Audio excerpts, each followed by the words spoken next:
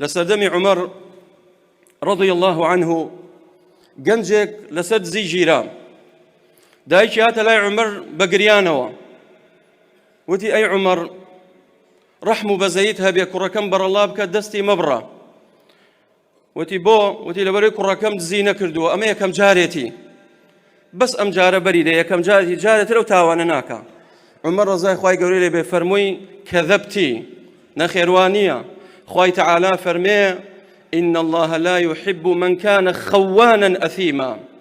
دائما هر کەسێک خەریکی خیانەت و گەندەڵی و دزی و زوڵم بێ لە ئەوەڵینی تاوانەکەی ناگیرێت خوای گەورە مۆڵەت هێداتێ بۆیە ئەم گەنجە یەکەم جاری نییە ئەگەر یەکەم جاری بوایە خوای گەورە ئابڕووی نابرد فەضحی ناکرد لە دوای لێکۆڵینەوە تەحقیق دەرکەوت چەندین جارە دزی کردووە ئەم گەنجەیە